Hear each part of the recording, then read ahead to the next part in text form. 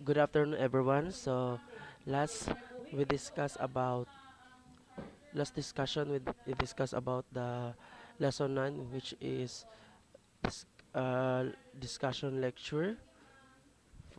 For today's videos, we discuss about the lesson 10, which is using graphical organizer. Okay, let me present to you our objective for today's video. Objectives: appreciate the power of graphic organizers in social studies in classroom. Know the do's and don'ts in planning implementing graphic organizers. Develop an exemplary lesson plan that use graphic organizer. Okay, so upon looking at the curriculum guide, as you can see in the our old curriculum guide, which is the Keto 12 curriculum guide, teacher Christine thought that the topic had many different concepts.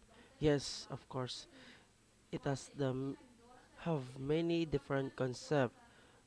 Dagan kay na sila og kanang um, competencies na kailangan ma-meet sa isa ka whole year sa bata sa iyahang grade 1, grade 2, which is the teacher the reality is that all the teacher in the public schools, most of all, did not meet or did not meet all the competencies given by the curriculum guide in the Keto 12. No? Wala jud nila na meet. So kana kay dagan kayo mga hindrance labi na sa content, sa teaching strategies, sa mga non-academic na kailangang ginabuhat nila. So mo to sila no. It is impossible jud na ma-meet nila na tanan objectives. Tanawa ra gud iyapan ninyo ang tanan competencies or objectives mata grade level. Tagan kaayo na moabot og mga 90 plus or 100. This made her struggle so much in choosing the appropriate teaching strategies to be used. Again, there is no best teaching strategies to be used because every topic has distinct strategies, no, that you need to consider. In her mind, she had a teacher Christine. In her mind, she has to consider active involvement and the pupil's retention. Again, he want to consider the active involvement and the pupil's retention. Immediately after, she was able to craft various diagrams that could show different relationship among certain concepts. However, she still has to know if the crafted diagram are effective inside her classroom. Okay? There are many diagrams in the teaching education. So, muna nila effective ba jud sa sulod sa klase kay sa sulod sa klase na ay mga student nila multiple intelligence, diverse intelligence. So, lahi-lahi ang learning, especially sa background nila. Okay? In the lesson proper, she was astonished how her pupils respond in all the activities. Her pupils become engaged and competitive, particularly in the writing of answer on the board. At the end of the day, Teacher Christine was able to validate the effectivity of her diagram. You might remember how your teacher is in the past had used the same strategy as Teacher Christine did. This kind of strategy is called graphic organizer. Okay? So first, as you can see here in the page 102, learning is a painful process. This is one of the principles of teaching and learning. Okay, in education, learning is a painful process because, as we say in the field of academe, learners have to face the complex ideas and demanding tasks for them to achieve their goals and ambitions in their life. So as a student in the DVC, as you experience, there's a lot of complex ideas, right? Mathematics, English, science, religious education, and so on and so forth. No?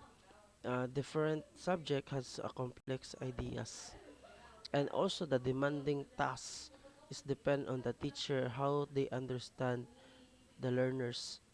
Okay, the learners kuan hinanakit because some of the schools they consider the mental break. Yes, they consider that a teacher must not give a lot of tasks in the student consistently, no? Dapat na po na sila relax.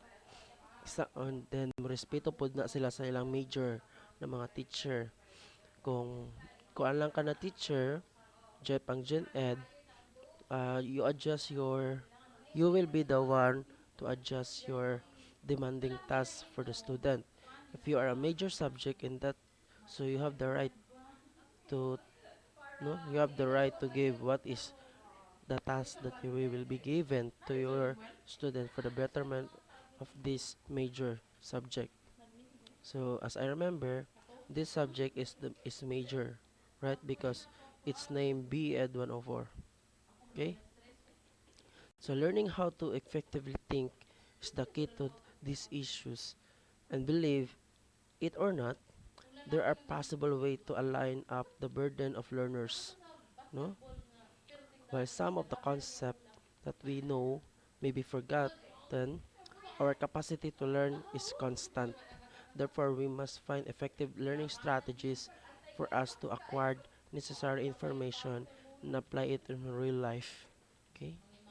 The major breakthrough of the graphic organizers happened in the 1960s when Osbel 1963 authorized how new concept become facilitated factors that influence learners. So, sa topic ninyo, kay Osbel, katong learner's theory ninyo, no? Sa child and adolescent development, he purported that the brain organized and stored information in a systematic manner. Again, information learning theory. So, mag-advance study mo ana, no? Long term, short term memory, different kinds of retention, then unsay process ana nganong malimtan ang isa ka butang. Ngana dira sa theory. So, this schema already contain a certain knowledge. Okay? When we say schema, so duha mga process may schema, then assimilation, accommodation, equilibration, kay John Piaget, no? So ang schema is na-store daan nga na siya knowledge na na schema na siya kay ning agi na siya sa assimilation padulong sa accommodation then equilibration na-store na sa inyong utok na arc module na kapag mo kag ero ay upat ka tiil then baho joke mga ero good wow mo na siya no schema na-store na daan sa inyong brain. So, arrange in a new schematic framework that makes information easier to comprehend. And remember, OSBEL theories support learners engaged while learners learning. Again, OSBEL theories support learner engagement while learning. Most importantly, the processing of the new information for meaning, construction, and longer retention. So, naay mga strategy para ang isa ka butang mas mag-long lasting jud sa tuwa. So, you need practice lang. Then, also, i-apply nimo sa real world nimo. Then, here it comes the graphic organizer. Kaning graphic organizer is nabilong dyan na siya kang Ausubel theories. Okay? So, graphic organizers provide a visual presentation in developing and summarizing student learning components. So, as I remember when I was a college student in the Holy Cross of Davao College. Kung kabalo na badyo ko sa akong mga subject no. So kwaon day na ako ang libro sa library and then basahon jud na ako na tanan then magbuhat jud ko og kanang summary. I-summarize jud na ako ang content para ready na ako sa klase. Advance na ko daan dili na ko mag-adjust. So hinana guys then padins lister jud mo ana kung pa-maintain nyo na buhaton. Okay? They help structure disjointed information. Okay? So kaning graphic organizer is makatabang jud ni siya sa mga information labi na kanang naay connected ani na theory kaning isa connected bud ani. So dira ninyo ma-join ang mga information. So maka-create mo pattern then sayon na lang sa inyo pag-memorize represent the interconnectedness of ideas labi na sa math. Integers ma-apply man nimo na sa pag-compute sa rationalization, sa fraction, multiplication, labi na sa mga geometry, no? Okay? This labi na kay atong curriculum kay spiral. So connected jud na tanan. Dapat matag teacher na ay graphic organizer para ang bata makabalo unsa ay ahang dalan. Unsaon pag-navigate sa klase sa content para dili siya mawala para dili siya lutang always. Kapag lutang ang estudyante, wala na nagpag-asa na maminaw sa teacher. Okay? This facilitate effective learning by enabling the learners to see information in a pattern that use labels. From the word labels, example, organizer, so meaning ana, mo na siya. What is lecture? So meaning ana, mo na gina-label ni mo siya. Okay? The main function of graphic organizers is to present information in a precise way. Pasabot ang precise way is your own strategy. Kung saan mo pag-study sa kuan man gud ni siya kanang tulo man na sila ka klase na mag-study ka. Ang isa dira is yung kanang sa imong sarili.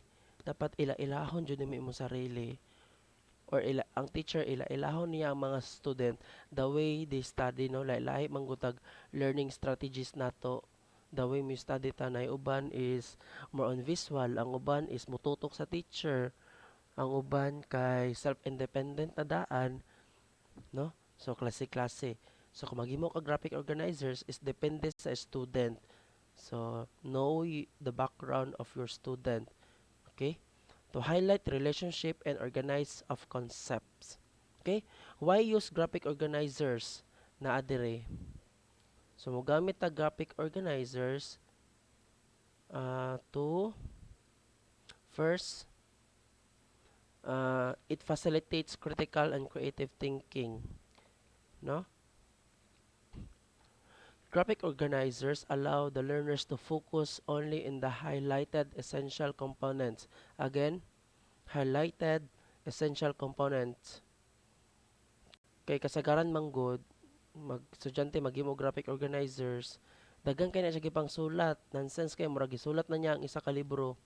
So, sulaton ra jud dira ang mga importante lang.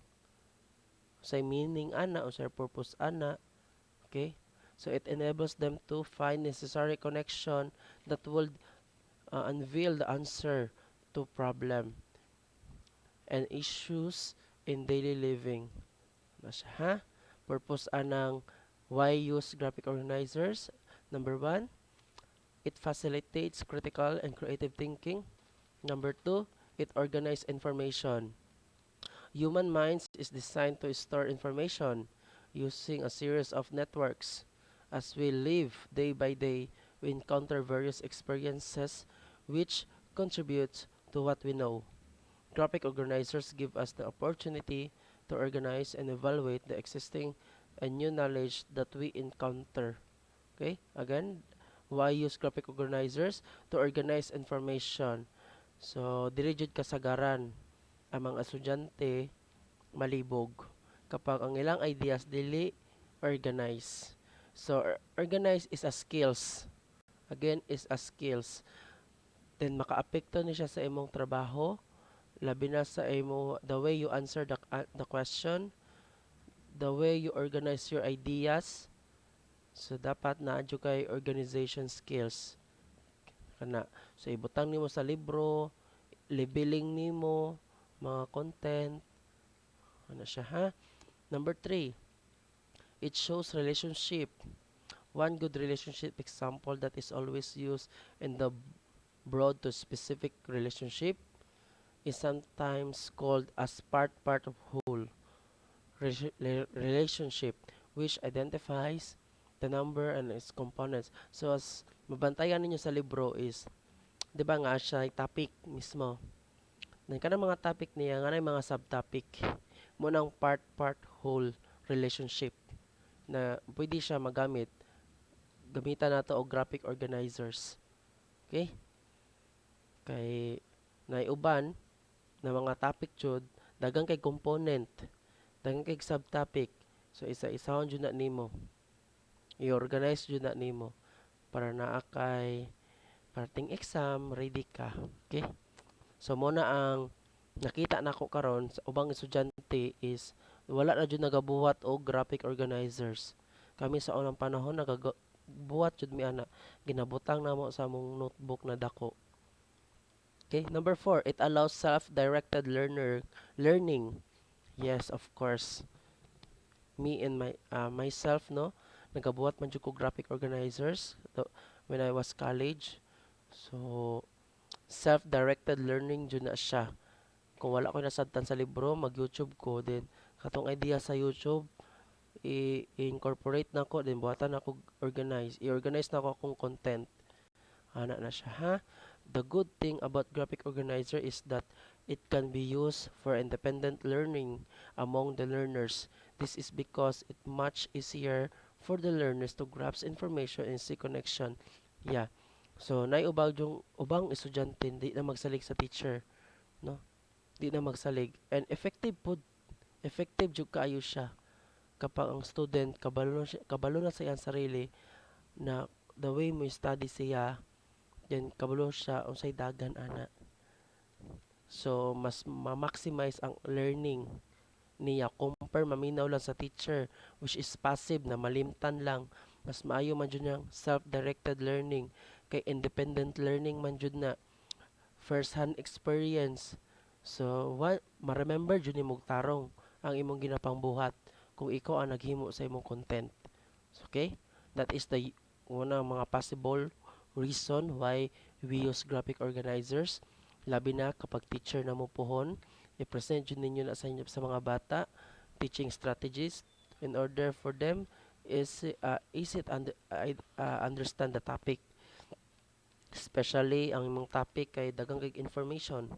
So number 5, it encourage interaction. This form of teaching strategy literally engage the learners to participate in the class activity since they appreciate its visual nature and motivation to learn comes next. So, example, ang estudyante nagbuhat og graphic organizers last week and then mag-oral recitation ka, makaparticipate yun ang mga bata based sa iyahang graphic organizers na content, based sa iyang gibuhat na content sa pag-organize. So, mo na siya importante na siya, no? So that's why ang ubang estudyante dili ka participate kay wala may notes, wala gisulat ba sa base sa libro sa iyang another notebook niya, no? So less jud ang interaction between the student, the two-way communication. Okay? So as a social studies teacher, yung dapat na jud interaction sa klase. Dili jud na ang subject dili jud boring. Depende jud na siya sa pag-implement nimo. Okay? So it is number 6, it is a form of assessment. Teacher can assess learning both before and after the discussion. It could be both done in a formative and summative assessment. When we say formative assessment, it is nabilong na siya sa assessment for learning. Kanang assessment for learning nga na siya formative, diagnostic, placement. So tulo ka buok PDF mo nang ginaingon nila. So from the ang formative assessment, dira nimo na ma-apply sa during the class, ongoing ang klase. Pag human nimo discuss, magpa-quiz ka. Pero ang quiz nimo dili record, dili siya graded pero recorded. Again, that is the difference between the summative assessment and the formative assessment. So, naay ubang teacher wala kabaluan ang mga different kinds of assessment. That's why sa pag-compute sa grado gamay ra kay katuna quiz kay para formative assessment dahito siya. Dili dahito siya summative assessment. Okay, ang purpose sa formative assessment to identify if ang imong content na gitudlo kana na days, kana na topic is na learn ba jud. Kung wala, balikon nimo ugma. Mo na siya. Okay? Ang summative assessment is mo na siya ang long-term planning. Every week, once a week, mag long quiz mo o recorded yun na siya and also graded. Example, exam, long quiz, o dagan pa na sila. And also to measure the assessment, not some of the teachers they use the traditional, but pwede sa assessment sa social studies mogamit ka og authentic assessment which is real world problem. Murag mag-interact jud sila sa example, mag field trips ka or mag-observe mo sa mga hayop or magdala og mga bato sa classroom or bulak depende sa subject ni mong gidala. Okay? From concrete to abstract mo na siya. So that is the why use graphic organizers. So 1 to 6 lang yung gibutang no pero dagan kina sila. Okay? So that's it. Then mo-discuss ta sa kuan. How to use graphic organizers. Okay? So medyo naglag ang computer. So i-dictate lang nako ha. How to use graphic organizers. Teacher are faced with the various dilemmas. Yes, wala pa labot ang balay ana personal niya. Okay? Labi na sa mga sa kuan, sa institution. So dagang jud kayog problem ang teacher. Okay? In especially na sa planning o implementing sa ilang lesson plan. Isa pod na siya number 1. So wala jud perfecto na teacher. No? So lahi-lahi ang teacher, lahi-lahi ang dilemmas. Excuse me.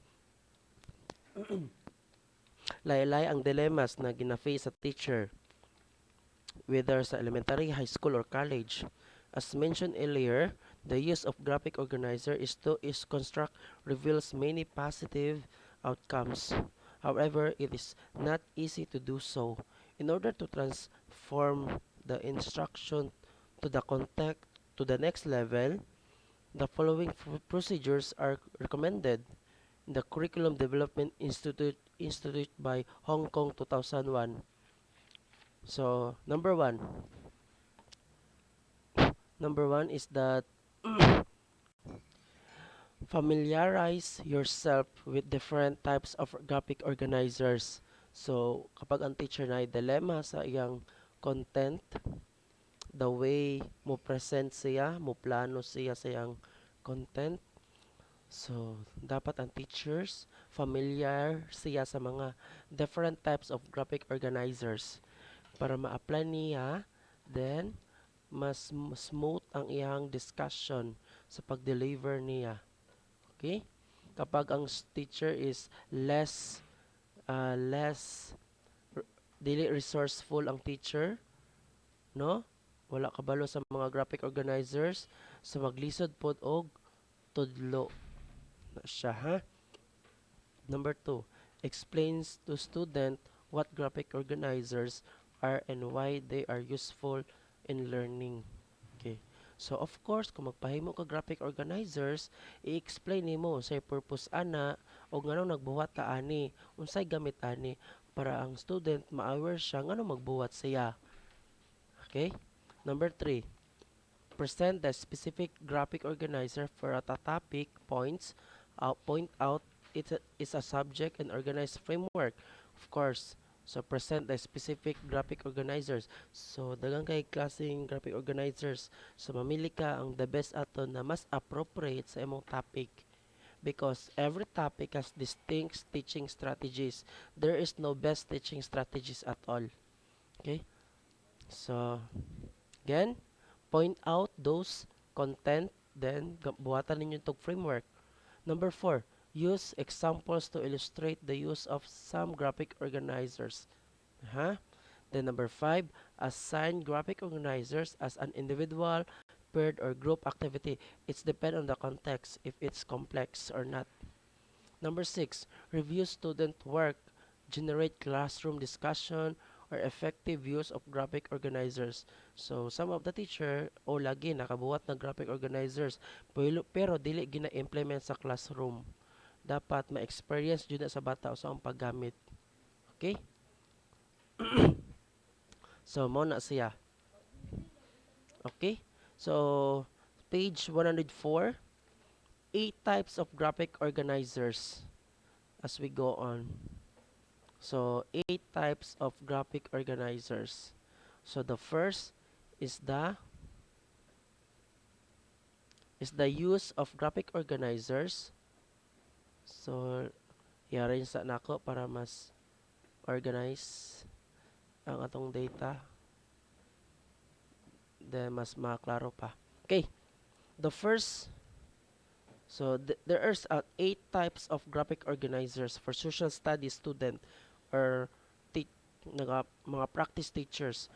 The use of graphic organizers inside in the classroom is relevant in promotion effective social studies education. It boasts active participation, maximize teaching and learning. Having seen, of course, kaning ginaingon nila na maximize teaching learning, kapag ang estudyante busy sa mga trabaho, ma-eliminate jud dira ang mga unsa man classroom management kana mga sipat na mga student na mga possible na mga dili kaaya-aya na mga panghitabo na maka-hinder sa ato ang learning process. Okay? Having seen the same importance, so discuss in according to the purpose of learners learning. So number 1, assume and anticipate. This form of graphic organizers is best for formative assessment where teachers evaluate the schema of the learners on a certain topics. This could be done in a form of opinion seeking activity where the discussion unfolds, where the teacher introduce a topic or issues. Nganong issues man kasargaran manggod sa social studies relate kaayo sa real world problem, labi na sa politics, sa community, sa society. That's why issues, kabantay mo ng Harvard University, the way they teach, they present the issues first. After the issues, they ask question, the decision making. Mo na ang ginagamit sa Harvard. Mo present og issues or dilemma. So, that learners have to answer. As the discussion unfold, the teacher and the learners return to their answer for validation, of course. Kapag ang student nag-answer sa issues, if na kay open-ended question man good ni siya, laylay ang opinion sa student. So, kwaon lang to niya tong murag connected sa topic na dapat ang teacher knowledgeable na judaan para kabalo siya to identify unsa itong gipang-ingon sa estudyante. So isulat niya to and then to i-validate niya ngano kana di mangita na po siya estudyante na pangutan-on niya na maka-answer. So the most common example here is that what you know, what you want to know, and what you learn. The key WL. This is the most important thing, the most important, especially in the first class of the year. Again, is for the first class. In order to identify the capacity of the learners, the schema that they learn in the past, then once na ma-identify, therefore makabalo ka unsa tong mga natun-an nila, unsay gusto nila tun-an, unsa ilahang natun-an jud. Okay? Usay gusto nila matun-an ug unsa to ilang natun-an. Muna ang KWL. The second, graphic organizers, which is the position and pattern. Position and pattern, this type of graphic organizer help teacher and student to see the relationship of a concept with another, particularly in the chronological order and how the pattern occurs and reoccurs in different contexts and events. Learners have visualized cause and effect by placing word or picture in a sequence presented as a chain or timeline. So, this is a murag makita ni siya sa fishball, no? Cause and effect. Kung nga amoy subject na research, mo na cause and effect. Or nga amoy subject na mga theories, so pwede ni siya gamiton. Then kaning chronological order gikan 1 to 2 to 3. So step magamit ni siya sa math kung magtudlo kag math. Magamit ni siya first step, second step, third step unsaong pag-solve sa equation. Or kung nagatudlo jud kag social studies, magamit ni siya sa kuan kanang mag-discuss og history o first unsay nahitabo sa 2000 hangtod unsa na year. Mo na siya.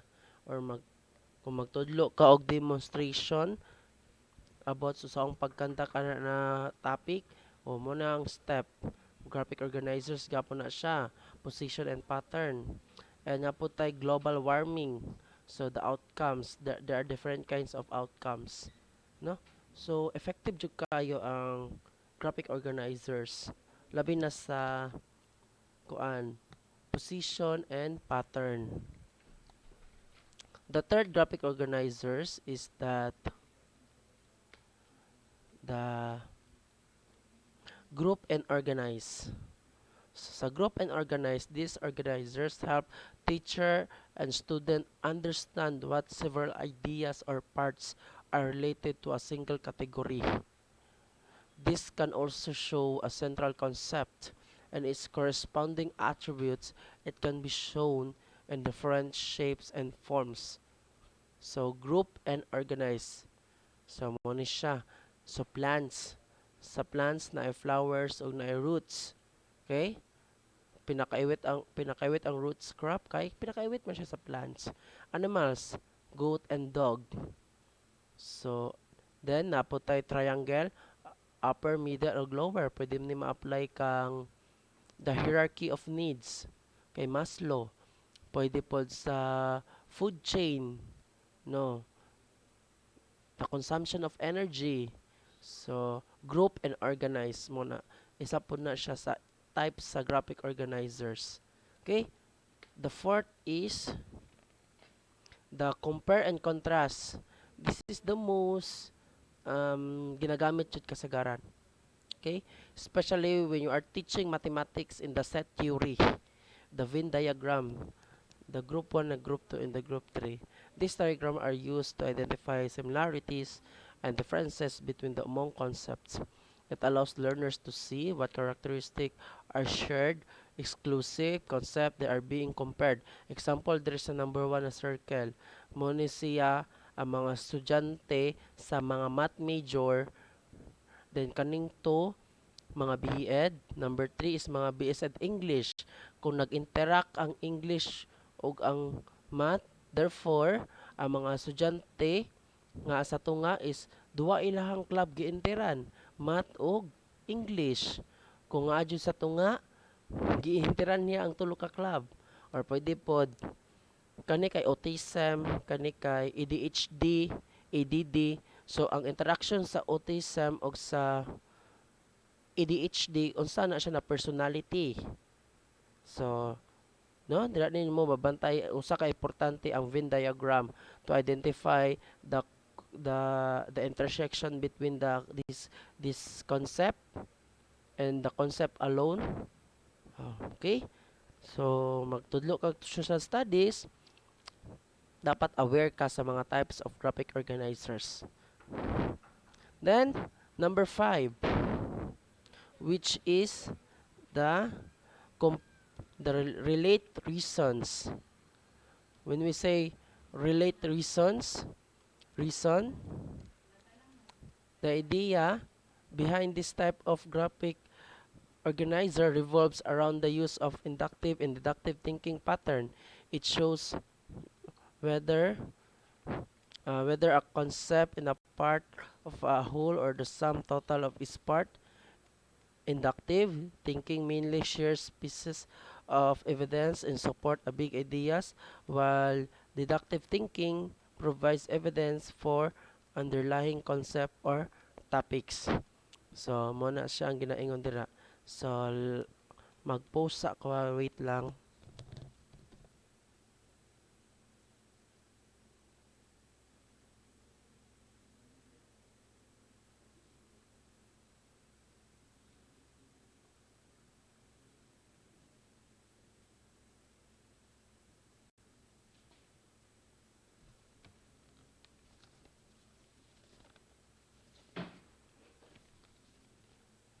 Ang kulang ani is gusto na ko mahibaw-an ang sample size sa pag-compute. Pila ka ba sample size? Um, and then, kailangan po na ko ang letter na mag-survey mo para ma-approve mo. And then, kailangan po na ko ang stratified random sampling or unsa mong giunsa ninyo unsay gamit ninyo na sampling method.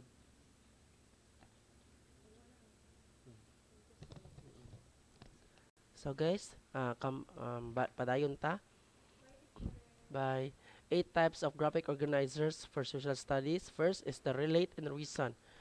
The idea behind this type of graphic organizers revolves around the use of inductive and deductive thinking pattern. It shows whether a concept is part of the whole or the sum total of its parts. Deductive thinking mainly shares pieces of evidence to support a big ideas, while deductive thinking provides evidence for underlying concept or topics. So, muna siya, no? So, kasagaran sa tuwa diri is that teaching of method that ginagamit kay inductive teaching, no? Ang inductive mo na ang specific to general. Mag-activity first, then i-introduce dayon ng topic. Uban nagagamit og deductive teaching strategies, which is gi-introduce ang topic. Pag mag-introduce, mo discuss, mag-solve og problem, pagkahuman ana, mag-activity. Okay? So, nganong part man ni ang types of graphic organizers sa kanisya na relate and reason. First nga akay problem. Na ay problem sa society. Then kana na problem gikandak nag-need analysis ka. Pag mag-need analysis, nag-identify din ka sa mga solution. Pag na i-present nimo sa body sa mga society, pag i-implement nimo. So this naga-process siya, no, specific to general. Okay? So ina na pag-implement sa related and reason. Okay? So the number 6 graphic types of organizer is that identify an identify and imagine. These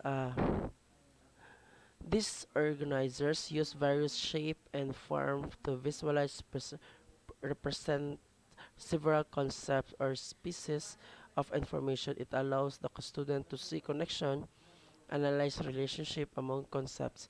The most common example of this is the concept map. So, mo na siya, oh. So, content nimo sa pag-solve sa fraction or sa community ni problem sa community, problem. Mo na siya. Ganun nagagamit siyang image, imagine. So, ano nagagamit siya ani is to identify jud no mismo na kanina bagay is tao ni siya then babae ni siya then nani siya problem So depende sa image sa imong gi-forecast. Okay? Muna ang concept map. Then the next is the estimate and evaluate. This type of organizer shows how to evaluate and explain concept through visual perspective. An example is the pie chart where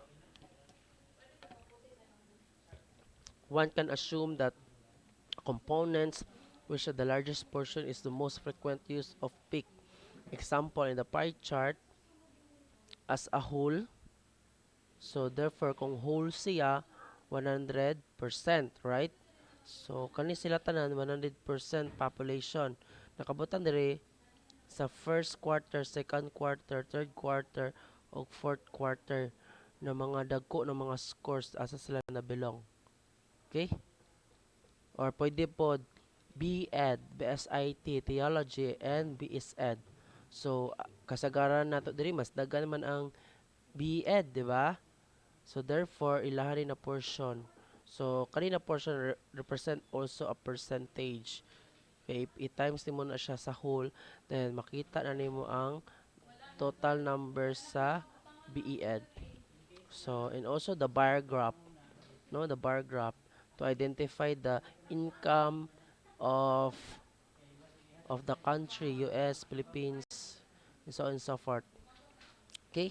So, part po na siya sa graphic organizers to represent the numbers, to represent the sa may i-base kung related sa numbers, no, sa presentation sa data.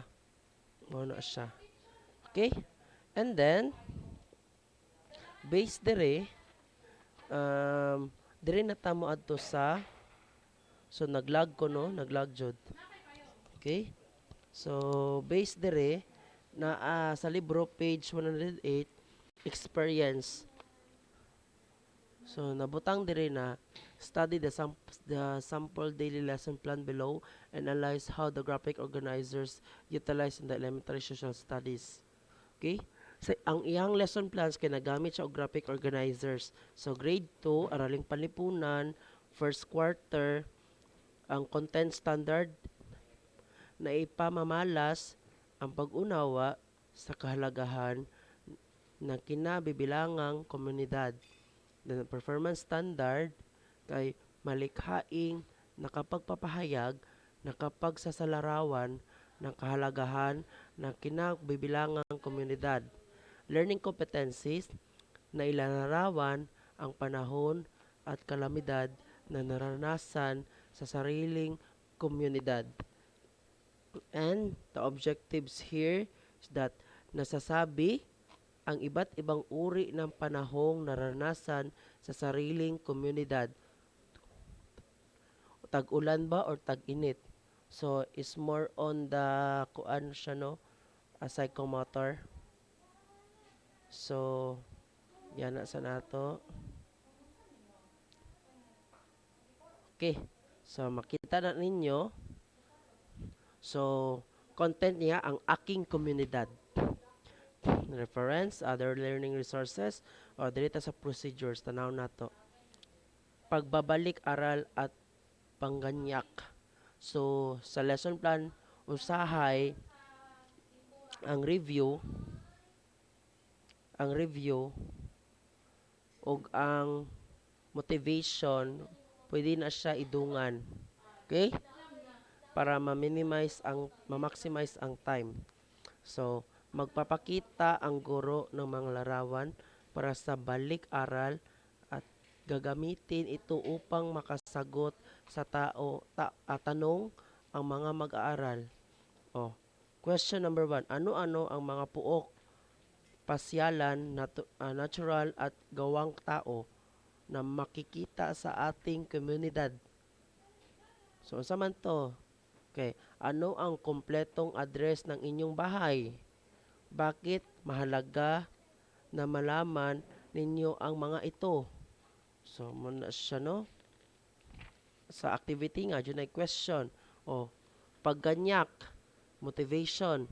umbrella diagram, gawain, isusulat ng mga mag-aral sa diagram na ito ang sagot sa tanong na ano ang mga gamit ng payong. O, dire sa circle, ano ang mga gamit ng payong?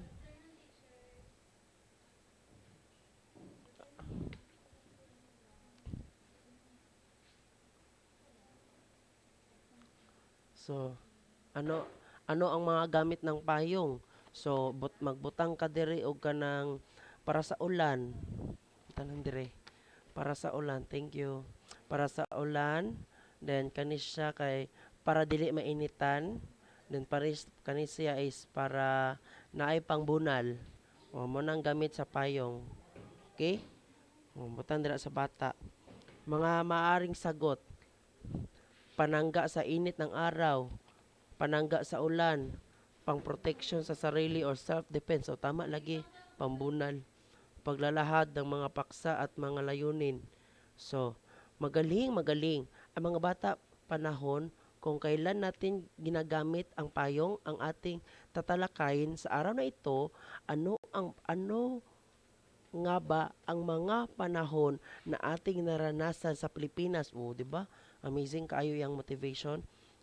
Nag-start siya sa graphic organizers na unsay purpose sa payong, and then ang content di ay niya is katong mga ku ano ay ang content kay ang aking komunidad, which is itakay nila sa kaning ah, ano ano nga ba ang mga panahon na ating naranasan sa Pilipinas.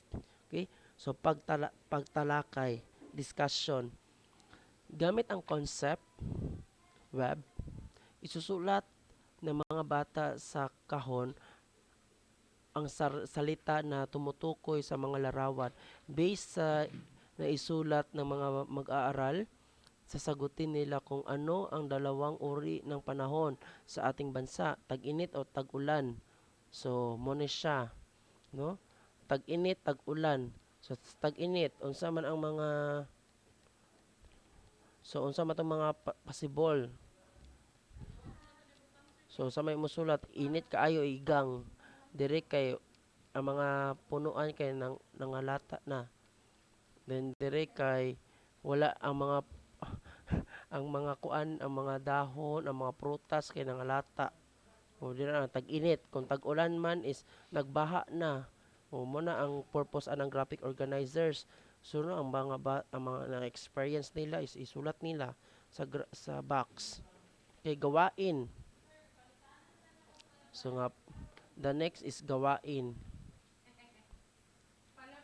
So mo na siya no, gawain. Ipasasagot sa mga bata ang comparison matrix at ito ang tatalakayin sa loob ng 30 minutes. So sa panahon na ay pizza, mga pangyayari, uri ng kasuotan, mga dapat iwasan, mga sakit na maaari makuha. So sa tag-init unsa man, unsay kasagaran pizza na tag-init? Summer, so March. Then kung tag-ulan kay sa December or November. Mga pangyayari, init kaayo igang. Kung sa ulan man is kanang mga tabuan na is ang hinayhay kay dili mauga, di ba? Uri ng kasuotan, ang uban sa tig-ulan kay kanang naay long sleeve, na naay pandong jacket, sa tag-init kay magsando. O mga dapat iwasan, dapat magkalo jud ka para di maupaw. So no. So sa mga dapat iwasan, magpayong, no? Mag-aircon, palit og aircon para bugnaw. O, mga sakit na maaring makuha, o sipon sa tag-ulan, sipon sa tag-init, sunburn. O, di ba? Amazing kayo ang graphic organizer, no? So, kani pagbubuod, 5 minutes. From the word pagbubuod, muna ang generalization. Ipasasagot sa mga mag-aaral ang pagkakatulad at pagkakaiba ng tag-ulan at tag-araw. So, dire ang relationship sa ulan ug init unsa man? Unsa relationship ana kapag ulan ug init? nindot ang panahon, no? Makatulog jud ka. Kung ulan always, why manglaba kay basa tanan. Kung tag-init pod ay palit kag aircon. Muna siya no. Sa Venn diagram, tag-ulan, tag-init, din relationship nila intersection. So, muna na-discuss na nato no ang graphic organizer unta nga amin natun-an. So nga ako ipabuhat sa inyo sa assessment. Okay? Ang assessment 1 2 3 ni siya. Deadline ani pagkahuman sa semifinal. What is number 1? What is the use of graphic organizer an effective strategy in social studies education? Why and why not? Okay? Same gapon ang rules. Number 2, what are the things to keep in mind when creating appropriate graphic organizer? Give at least 3 example sa content nimo, no? Or sa mga bata, depende. Number 3, can graphic organizer change the classroom climates? How will teacher use the surface the desired outcomes? You need to answer this ha. Okay, thank you so much. Then, naapog ko ginapabuhat na challenge na kailangan ninyo ansiron pod. Okay, ansiron jud nato ng libro kay para man na sa inyo ha. Para kung magtudlo mo social studies, dili ninyo sisiyon inyong sarili. No, perfect inyong pagtudlo. Walay labis, walang kulang. So, create your own graphic organizers depending on the topics presented below. Region of the Philippines. Unsa na graphic organizer imong buhaton? Siguro pie chart, di ba? Branch of the government, branch of the Philippine government. Siguro katong naa siya mga numbering, katong hierarchical, no? Hierarchy. Then how to become a member of a community. So siguro is katong step sa diagram. So ana ha, explain lang ninyo. Next is na ako of course, di ni mawala as a teacher. Magbuhat jud ka og lesson plan gamit ang graphic organizer, okay? So nga adira. So kabalo naman mo ana no? Read the Key to 12 curriculum guide for social studies and choose one lesson from grade 1 to 6. So ayon na pag grade 1 to 6, grade 1 to 3 rata ha. Develop a daily lesson plan. Again, daily lesson plan that use graphic organizers in all parts of the lesson. Again, in all parts of the lesson, nagamit yung graphic organizer. So, bawal mag-copy sa textbook ha. So, muna siya. So, that's all. I hope na amoy na learn, no? Sa graphic organizer. And then, next video is mag-discuss ko sa inquiry-based teaching strategy. So, please subscribe and like and share. Thank you so much.